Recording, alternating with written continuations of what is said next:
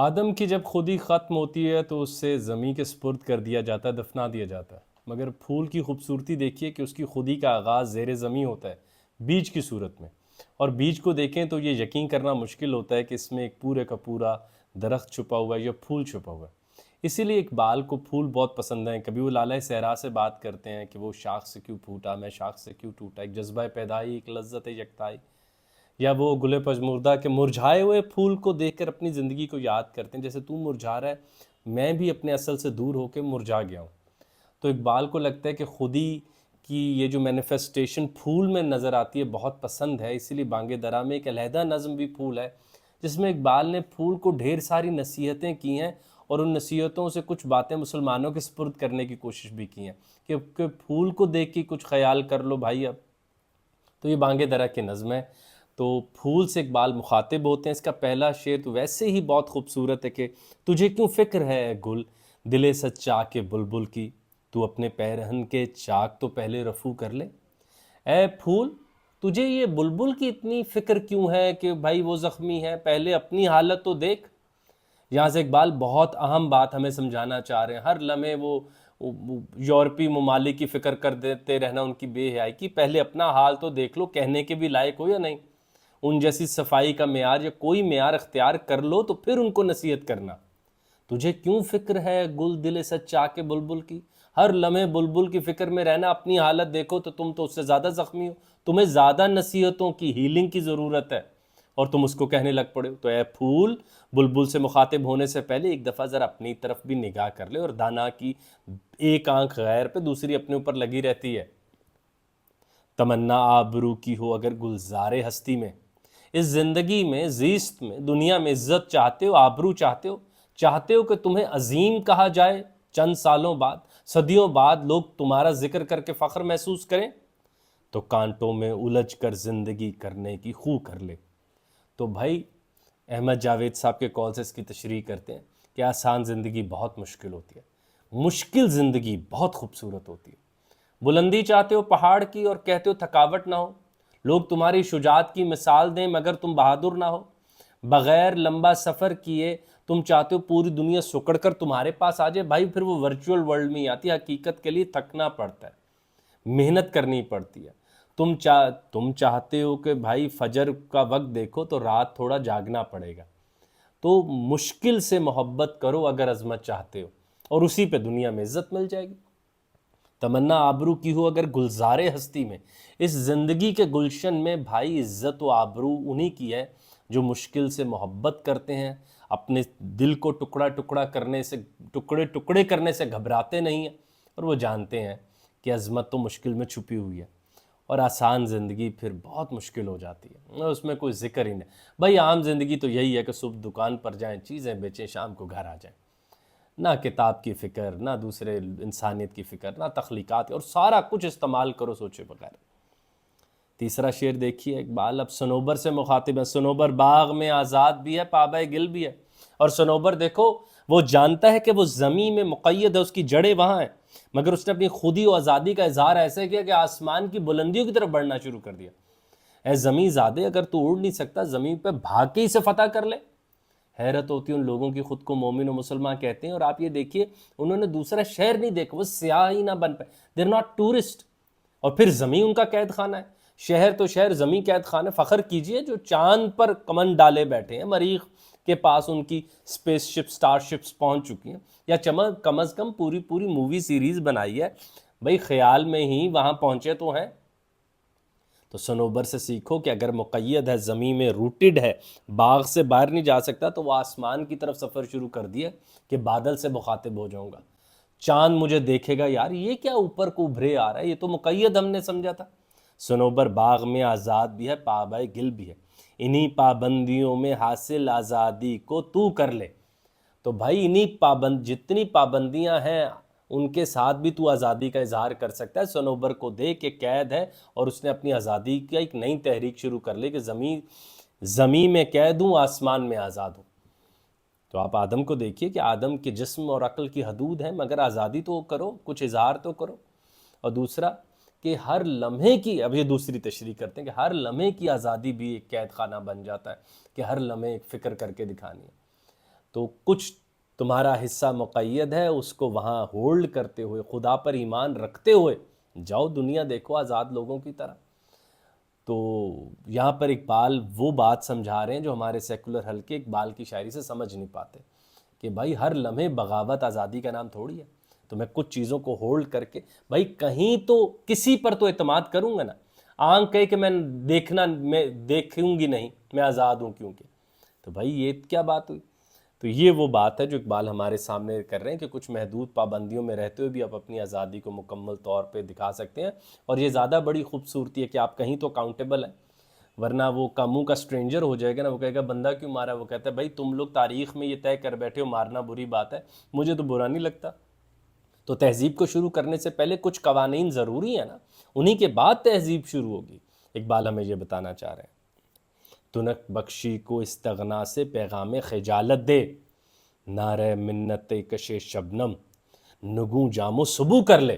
اب آپ دیکھیے اقبال کا یہ شعر، تنک بخشی کو استغنا سے پیغام خجالت دے، اور بھائی وہ جو دینا نہیں چاہ رہا بخیل ہے،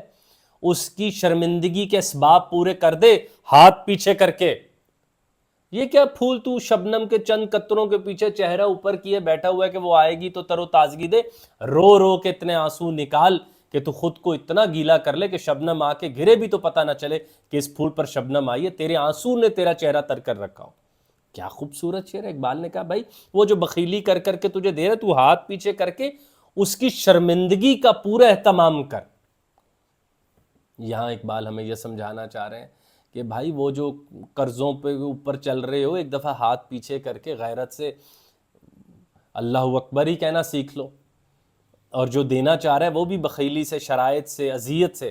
اس کی شرمندگی کا اہتمام تب کرو گے جب خود میں غیرت کرو گے۔ تم ایک دفعہ وہ اپنا جو کپ ہے اس کو الٹا کر دو، نہیں چاہیے اور پیاسا رہ لوں گا، مجھے امام حسین عالی مقام نے سکھایا ہے، مانگوں گا نہیں، اور کیا چند تم تو میرا پیندہ نہیں بھر پا رہے، اور اس کے لیے میں تمہاری اصول و ضوابط کے پیچھے پڑ جاؤں، تمہاری طرح زندگی جیوں کہ چند قطرے تم مجھے دیتے ہو۔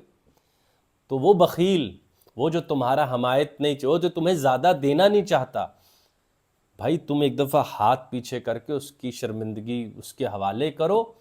اور شبنم کو بھی کہو کہ بس ٹھیک ہے، مجھے 2-3 قطروں کی بھیک نہیں چاہیے، میں رو رو میرے اندر اتنے آنسو موجود ہیں کہ میں اپنا چہرہ تر کر سکوں۔ نہیں یہ شان خودداری چمن سے توڑ کر تجھ کو کوئی دستار میں رکھ لے، کوئی زیب گلو کر لے۔ اور بھائی یہ تمہاری خودداری کے خلاف ہے کہ جس کا دل آئے کوئی تمہیں توڑ کے یہاں رکھ لے، کوئی تمہیں توڑ کے گلے میں ڈال لے، کوئی پگڑی میں رکھ لے۔ یہ تمہاری شان کے خلاف ہے پھول، تیری عظمت باغ میں ہے، تو باغ میں رہ اور وہاں پر اپنا آزادی کا اظہار کر۔ اور وہ جو اپنی زینت کے لیے تجھے توڑ رہا ہے، جس کو تیری فکر نہیں ہے، وہ اپنی زینت بڑھانا چاہتا ہے، اس کے آگے مت ٹوٹ کے جا۔ حالانکہ ہم جانتے ہیں اقبال اس بات میں فخر محسوس کرتے ہیں کہ اگر تمہاری وجہ سے کسی کی شان بڑھ جائے، ہر فرد ہے ملت کے مقدر کا ستارہ، میں اپنی خودی چھوڑ کے آپ کی عزت بڑھا سکتا ہوں، مگر اس کو میری ضرورت اپنے عروج کے لیے ہے۔ وہ پھول کو توڑ کر اوپر نہیں لا رہا، وہ اپنی پگڑی کو اونچا کرنا چاہتا ہے۔ تیری شان کے خلاف ہے، اختلاف کر دے، کچھ کانٹے نکال کے رکھ ایسے لوگوں کے لیے، اس کا بھی میں آگے ذکر بھی کرتا ہوں۔ تو بھائی وہ اپنے محبوب کو پھول دکھانا چاہتا ہے، اسے تجھ سے پھول نہیں چاہیے، وہ تو اپنی پگڑی، اپنا غرور اونچا کرنا چاہتا ہے تو تجھے توڑ لے۔ نہیں یہ شان خودداری چمن سے توڑ کر تجھ کو کوئی دستار میں رکھ لے، کوئی زیب گلو کر لے، نہ بھائی۔ چمن میں غنچہ گل سے یہ کہہ کر اڑ گئی شبنم۔ تو بھائی اب شبنم آئی ہے اور اس نے آ کے ابھی کلی کھلی نہیں، پھول بنے گی، اس سے کچھ گفتگو کی ہے۔ مذاق جور گلچی ہو تو پیدا رنگ و بو کر لے، کہ اگر تجھے لگتا ہے کہ ذوق و شوق ہے اس کا، پھول توڑنے والے کا،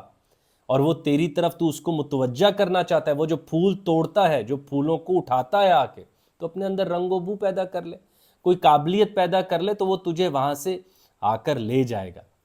بغیر قابلیت، بغیر رنگ و بو کے تیری کوئی قدر و قیمت نہیں۔ کہ کیا دنیا، ہر کوئی تم لوگوں جیسا ہو جائے دکھانے کو ہمارے پاس ایک یونین کونسل نہیں کہ ہم کیسا اسلام چاہتے ہیں، نہ رنگ نہ بو، تو بھائی وہ کیا ہے؟ تو آگے دیکھیے، اگر منظور ہو تجھ کو خزاں نہ آشنا رہنا، اگر تو چاہتا ہے پھول تجھ پہ خزاں کبھی نہ آئے، جہان رنگ و بو سے پہلے قطع آرزو کر لے، تو پھر اس رنگ و بو کے جہاں سے دور چلا جا، اپنی زندگی اتنی لمبی کر لے کہ خزاں و بہار کا یہ جو ٹائم فریم ہے یہ تیرے سامنے مصنوعی لگے۔ کئی پھول ہیں ان پہ خزاں و بہار اثر نہیں کرتی، وہ ہر لمحے موجود رہتے ہیں۔ یا اس صحرا کے کیکٹس کی تعریف کیجئے جو خزاں، وہ صحرا میں کون سی بہار اور کون سی خزاں، وہ اس سے بلند ہو گیا، صدیوں جیتا ہے۔ اب دیکھیں جدید آدمی نے آ کے کیکٹس کو فیشن سمبل بنایا کہ یار یہ کیا عجب چیز ہے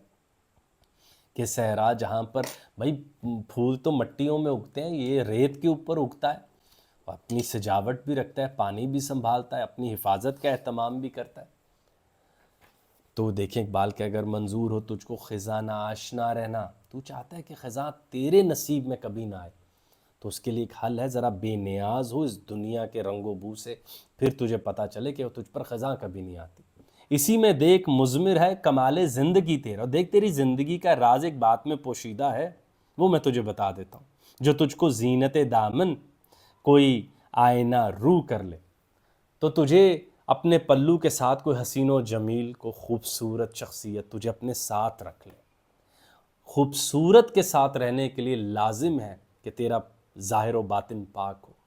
ورنہ ہم نے بتایا آپ کو پہلے اقبال نے وہ اختلاف کیا، نہیں ہے شان خودداری چمن سے توڑ کر تجھ کو، وہ کوئی لالچی جو اپنے عروج کے لیے تجھے توڑنا چاہ رہا ہے، وہ جو اس کو اپنی اپرچونٹیز چاہیے اور تیری زندگی کو مس جا رہا ہے، تجھے چمن سے باہر مارکیٹ میں لے آئے گا بھائی، اس سے دور۔ مگر کوئی ایسا جو حسین و جمیل ہے، جو دنیا سے بے نیاز، وہ بھائی اس سے زیادہ حسین کیا ہو کہ دنیا سے بے نیاز ہو، تو پھر تجھے ایک راز بتا دیتا ہوں کہ تیری زندگی کا راز اس بات میں پوشیدہ ہے کہ ایسی کوئی حسین شخصیت تجھے اپنے ساتھ رکھ لے، اور حسن کے ساتھ رہنے کے لیے لازم ہے تجھ پر بھی وہی حسن ہو۔ تو بھائی حسین اسی سے صلح کرے گا جو جس کے پاس حسن ہوگا، تو تجھے وہ حسن چاہیے،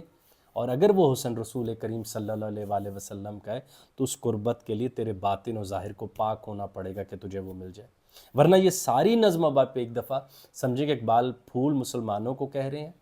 جو کہ باغ کا سب سے خوبصورت ایک نمائندہ ہوتا ہے، تو وہ اقبال بار بار سمجھا رہے ہیں کہ کیا دوسروں کی فکر کرتے ہو، بلبل کو سمجھا رہے ہو، اپنا آپ تو تم سے سنبھالا نہیں چاہ رہا،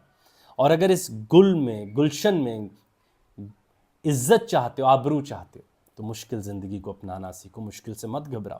تو یہ بانگ درا کی نظم تھی پھول، جس میں اقبال پھول کو نصیحتیں کر رہے تھے۔ اقبال کا بالکل شروع کا کلام ہے، لیکن یہ بات ہمیں بتاتا ہے کہ اقبال کو پھول کیوں پسند ہے، اور اقبال قدرت سے کتنی زیادہ گفتگو کرنا چاہتے ہیں، وہ ہمالا ہو، صنوبر ہو، پھول ہو، شبنم ہو، اور تیز چلتی ہوائیں ہوں، اقبال کو بہت پسند آتی ہیں۔ لیکن اقبال جہاں پھول کو اور مسلمانوں کو یہ بات سمجھانا چاہتے تھے کہ خودداری کے ساتھ کیسے جیا جاتا ہے، اور وہی میرے خیال سے آج ہمیں اس کی سب سے زیادہ نصیحت ہے، اور اس کا پہلا شعر ہم پھر دہرا سکتے ہیں کہ تجھے کیوں فکر ہے گل دل سچا کے بلبل کی، ہر لمحے دوسروں کی فکر، نصیحتیں، ہر لمحے دوسروں پہ فتوے، ہر لمحے دوسری قوموں کے سارے احوال ہمیں پتہ ہے، نہیں پتہ تو ہمیں اپنا حال نہیں پتہ۔